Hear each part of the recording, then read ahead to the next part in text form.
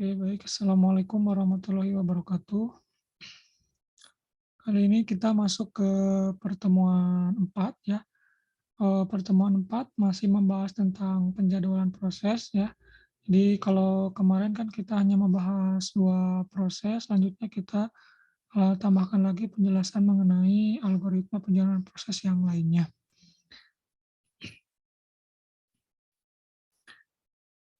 Oke, di reminder dulu untuk penjalanan proses itu intinya terdapat 3 istilah ya. Yang ada di penjadwalan proses, yang pertama ada antrian, ada prioritas, lalu yang ketiga ada preemsi. Antrian berarti, proses yang menunggu menggunakan prosesor dan akan diproses sesuai dengan urutan antrian proses, lalu prioritas itu, antrian yang bisa langsung berpindah ke bagian paling depan, sambil menunggu kerja prosesor selesai. Nah, kalau preemsi, antrian yang bisa berada di bagian paling depan, sambil memberhentikan kerja prosesor ya. Kalau yang prioritas nunggu dulu, kalau preemsi, eee, memberhentikan kerja prosesor tersebut. Nah, algoritma penjadwalan yang kemarin yang sudah kita bahas yaitu algoritma PTPD ya dan algoritma PTD. Nah, yang akan kita bahas yang ketiga adalah algoritma penjadwalan proses terpendek diperutamakan preemsi atau PTDP. Nah, penjadwalan ini memiliki kriteria, yaitu penjadwalan dengan prioritas dengan preemsi. Ya, ketentuannya pertama prioritas berdasarkan pendeknya sisa proses, lalu diperhatikan saat proses tiba atau saat proses selesai, lalu menghitung lama sisa proses dari semua proses yang ada. Nah, jika proses dengan sisa proses yang lebih pendek dari proses yang sedang dikerjakan, maka atas dasar preemsi, proses yang sedang dikerjakan akan dikeluarkan dari prosesor. Nah, kita langsung ke contoh soal. Di sini ada proses A, B, C, dan D. Saat tibanya 0 ya, saat tibanya 0, 2, 4, dan 5. Nah, untuk lama prosesnya ini satuannya milisecond ya. Jadi nanti ke depannya untuk lama proses itu milisecond. Jadi untuk A 7, untuk B 3, untuk C 9, dan untuk D 4. Nah, bagaimana mengisi atau mengerjakan si algoritma PTDP ini mengerjakan, eee penjadwalan proses seperti ini ya. Nah, pertama, kemarin sebenarnya sudah dijelaskan mengenai barisan proses ya, jadi ini untuk memudahkan saja untuk visualisasi bagaimana, urutan proses itu bekerja ya. Nah, sebenarnya supaya lebih mudah, untuk membuat barisan proses yaitu jumlah kolomnya, yaitu jumlahkan saja semua lama proses ya, supaya tidak melebihi atau kita membuat gambarannya itu pas ya. Jadi ini dijumlahkan, 7 tambah 3 tambah 9 tambah 4 berarti nanti kita membuat kolomnya itu sebanyak 23 ya, total dari lama proses. Jadi maksimal 23 tidak akan melebihi nilai ini, sesuai dengan ketentuannya. Selanjutnya tahap kedua, eee, proses mulai berjalan ya, proses berjalan sesuai warna, nanti Bapak berikan warna di sini di kolom barisan proses supaya memudahkan nanti untuk, penjadwalan prosesnya. Proses yang berjalan pertama pasti dimulai dari A ya, jadi kebetulan ini huruf A ini, saat tibanya 0, berarti otomatis A dikerjakan terlebih dahulu. Nah, proses A dimulai dari 0 ya, lama prosesnya 7. Nah, saat proses A berjalan, perhatikan saat tiba dan lama proses untuk, proses yang lainnya ya. Jadi proses B memiliki saat tibanya 2, lama proses B adalah 3. Berarti proses B memiliki lama proses yang lebih kecil. Jadi kalau ini kan lama prosesnya 7, nah kalau yang B lama prosesnya 3, berarti saat proses A sedang berjalan itu sebenarnya nanti ada, apa namanya, intervensi ya atau, eee, prioritas dan preemsi dari, proses B. Karena proses B ini lama prosesnya, eee eee, memiliki nilai 3. Jadi, selanjutnya yang akan berjalan adalah proses B. Jadi proses A itu memiliki 5 proses 7 tadi ya, dan proses A baru berjalan sampai 2 ya. Kenapa sampai 2? Karena diprioritaskan proses yang B ya. Jadi proses A memiliki sisa lama proses yaitu 5. Jadi baru berjalan 2 ya, totalnya kan 7 proses untuk A, maka sisanya 5. Jadi dalam hal ini ketahui saat mulai proses A adalah 0. Jadi baru A ini baru sampai 2. Nah, selanjutnya proses B berjalan selama 3 milisecond ya, dimulai dari 2 ya ini dan berakhir di 5. Oke, jadi saat yang keempat proses C tidak berjalan, kan ini si C itu mulainya dari 4 sini, tapi tidak berjalan karena memiliki lama proses yang lebih besar daripada proses B. Maka proses B berjalan hingga selesai, berarti jumlahnya 3 ya, dan proses C tidak dikerjakan, berarti memiliki sisa proses sebanyak 9. Jadi sisa proses yang A itu tadi 5 dan proses C itu 9. Nah, selanjutnya karena proses B selesai, maka sudah diketahui nanti saat mulai B itu berarti tadi 2 dan waktu selesainya adalah 5. Jadi bisa diisi di sini waktu mulainya 2, waktu selesainya 5, dan lama tanggap tinggal dikurangi, waktu selesai dikurangi saat tiba, berarti 5 dikurangi 2 berarti lama tanggap 3. Dengan, masih diketahui sisa proses A 5 dan C 9. Nah, selanjutnya setelah proses B selesai langsung, berjalan proses D ya. Kenapa langsung ke D? Karena tadi lama proses C dan D itu lebih kecil proses D ya, jadi maka didahulukan proses D. Maka D itu dimulai dari 5 ya, dari 5 berarti kelanjutannya ini dari 5 dan berakhir di 9 ya, jadi sebanyak 4 tadi kan. Jadi D 5 dan waktu selesainya 9. Jadi bisa langsung dimasukkan di sini. Saat mulai D tadi 5, waktu selesainya 9. Lama tanggap berarti bisa diketahui berarti 9 dikurangi 5 berarti 4.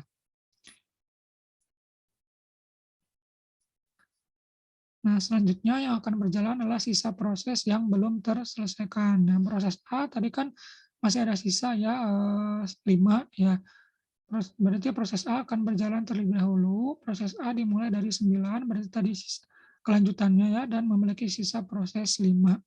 Kenapa nggak C dulu? Ya karena, lama proses atau sisanya itu kan lebih kecil A, makanya A dulu ya. Jadi A-nya dimulai dari 9 dan berhenti di 14 ya, karena kan 9 ditambah 5, 14.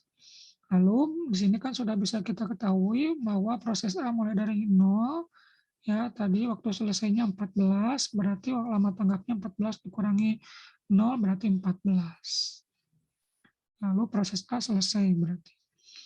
Nah, selanjutnya yang terakhir adalah proses C ya, proses C akan berjalan terakhir karena ya jadi lama prosesnya 9 atau sisa prosesnya tadi kan 9 tidak pernah dikerjakan kan. Dimulai berarti dari 14 sisanya ya, bukan kelanjutannya ya, berarti 14 dan berakhir otomatis di 23 ya, berarti kan ini sebanyak 9 proses. Itu berarti tinggal dimasukkan ke sini, saat mulai C itu 14, lalu waktu selesainya 23 dan lama tanggapnya 19. 19 itu dari 23 dikurangi 4. Ya, jadi begitu untuk mengerjakan atau proses dari algoritma PTDP.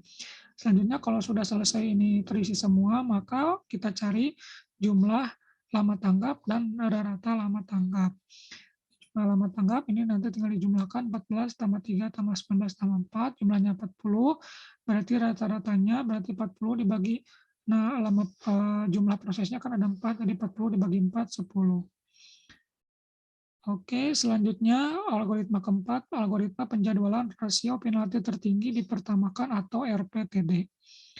Nah, penjadwalan dengan prioritas tanpa preemsi. Nah, ketentuannya prioritas berdasarkan besarnya nilai rasio penalti. Nah, rumus rasio penalti itu S ditambah T, ya dijumlahkan dulu, baru dibagi T. S itu waktu sia-sia itu mencarinya saat selesai dikurangi saat tiba, dan T itu lama proses. Jadi tetap mendahulukan proses terpendek, namun prioritas proses panjang akan turut meningkat melalui peningkatan rasio penaltinya. Ini contohnya. Jadi ada 5 proses, ada A, B, C, dan D, dan E. Saat tibanya 0, 1, 2, 3, 4, lama prosesnya untuk A 4, B 2, C 5, D 8, dan E 4. Langkah pertama, seperti biasa kita jumlahkan lama proses untuk menghitung jumlah kolomnya yang kita buat visualisasinya ya. Bisa 4 tambah 2 tambah 5 tambah 8 tambah 4 jumlahnya 23 ya. 23 kolom untuk barisan proses. Ini untuk memudahkan dalam visualisasi penjadwalan proses yang dikerjakan tuh yang mana dulu. Nah, selanjutnya proses yang pertama berjalan otomatis proses A karena dia saat tibanya mulainya dari 0 ya. Jadi proses A memiliki lama proses 4 dimulai dari 0 dan berakhir 4. Jadi maka mulai proses A adalah 0 ya, saat mulai dari 0 dan waktu selesai proses A adalah 4. Lama tanggap A bisa langsung dihitung, waktu selesai dikurangi saat tiba berarti 4 kurangi 0 4. Jadi ini tidak tidak tidak berpengaruh ke proses yang lain, jadi langsung dikerjakan dan bisa langsung selesai. Nah, selanjutnya setelah ini selesai eee, kita hitung proses selanjutnya. Jadi proses A telah selesai, maka saat proses A selesai, maka proses B, C, D, dan E telah tiba, ya, maka dimulai perhitungan rasio penalti. Ya, B, C, dan E telah tiba, maka perhitungan rasio penalti. Nah, kita hitung tadi rumusnya RP atau rasio penalti S tambah T dibagi T. Nah, seperti ini, ya. Jadi untuk proses B berarti 4, ya. Ya 4 kurangi 1 sama dengan 3, ya 4 kurangi 1 itu kan yang ini, saat selesai dikurangi saat tiba dulu, kita untuk mencari S-nya dulu kan. Jadi saat selesai kurangi saat tiba, 4 kurangi 1, 3, 4 kurangi 2, 2 untuk proses C, proses D 4 kurangi 3, 1, lalu proses E 4 kurangi 4, 0. Lalu dimasukkan yang 3 ini ke rumus rasio penalti, berarti 3 ditambah 2 dibagi 2, 2,5, 2 tambah 5 dibagi 5, 1,2, dan seterusnya. Ini kan dari soal 2584, 2584. Nah, selanjutnya kita cari rasio penalti yang tertinggi dari rumus yang tadi, hasilnya yang mana yang tertinggi? Yang tertinggi itu kan proses B 2,5 kan. Maka selanjutnya proses B yang dimulai dikerjakan ya karena rasio penaltinya tertinggi. Nah, proses B memiliki lama proses tadi di sini 2, dimulai dari 4 dan berakhir di 6 kan kelanjutannya kan dimulai dari 4 dan berakhir di 6. Jadi bisa langsung diisi di sini 4, 6, maka lama tanggapnya berarti 6 dikurangi 1 berarti 5. Kan gampang ya. Nah, selanjutnya B selesai, kita hitung lagi rasio penalti selanjutnya, berarti sisanya ya, jadi CDE, ini kan tadi 6 ya, berarti 6 dikurangi 2, 4, 6 kurangi 3, 3, 6 kurangi 4, 2, masukkan lagi ke rumus ya, dan ini hasilnya, kita cari lagi yang tertinggi, di sini yang tertinggi berarti 1,8 atau proses C. Maka proses C kerjakan, proses C ini ininya 5, lama prosesnya 5, berarti dimulai dari 6, kelanjutannya kan 1, 2, 3, 4, 5. Langsung bisa kita masukkan, berarti tadi saat mulainya 6, berarti selesainya di sini 11, berarti lama tanggap 11 dikurangi 2, 9. Oke, langsung selanjutnya untuk proses C berarti selesai, kembali kita hitung lagi rasio penalti, ya, rasio penalti untuk D dan E.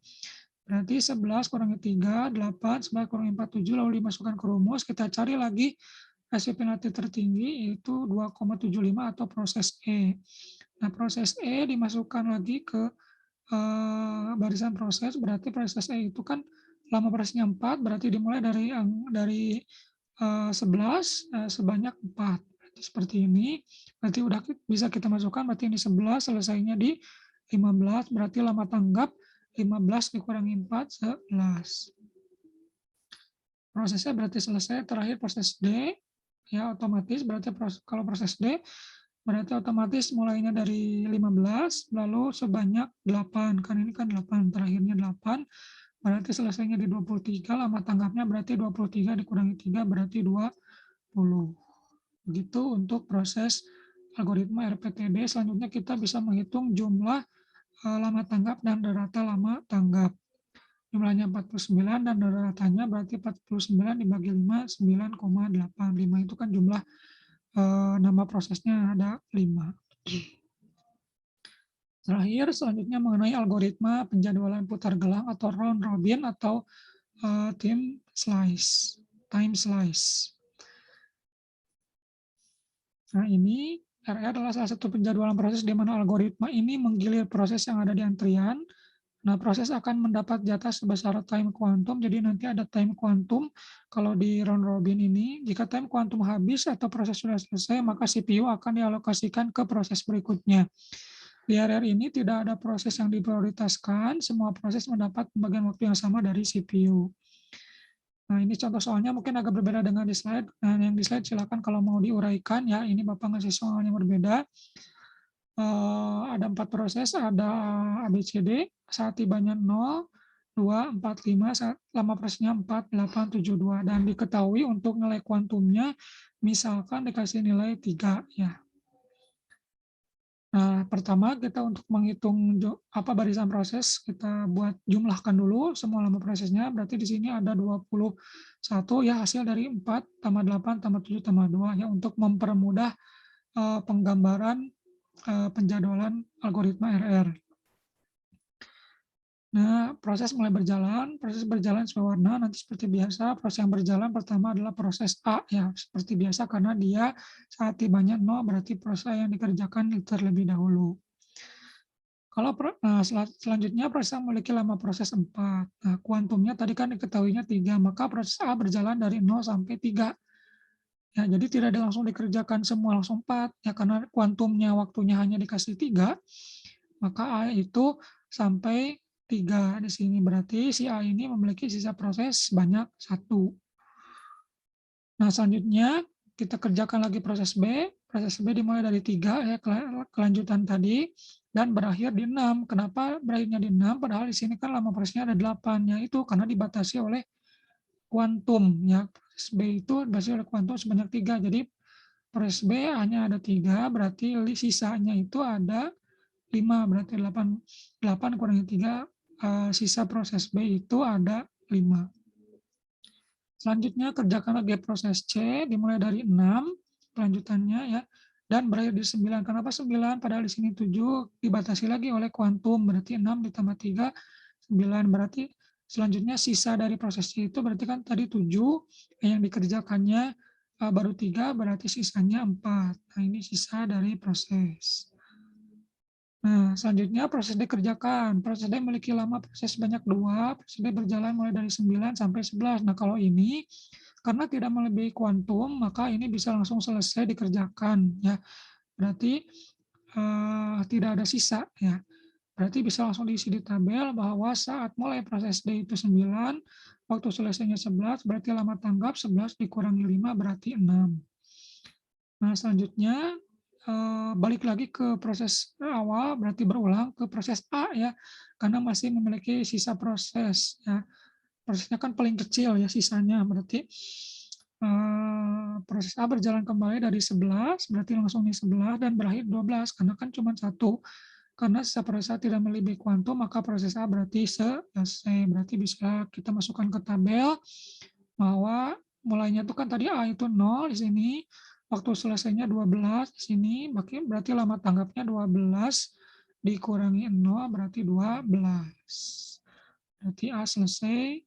Selanjutnya berarti B masih ada sisa 5, berarti tinggal dikerjakan proses B dimulai dari 12 tapi berakhir sementaranya di 15. Kenapa? Karena melebihi kuantum kan, berarti cuma 3 kan. Tetap cuma 3 di sini kuantumnya 3. Si B itu berarti si B itu masih ada sisanya sebanyak 2 proses.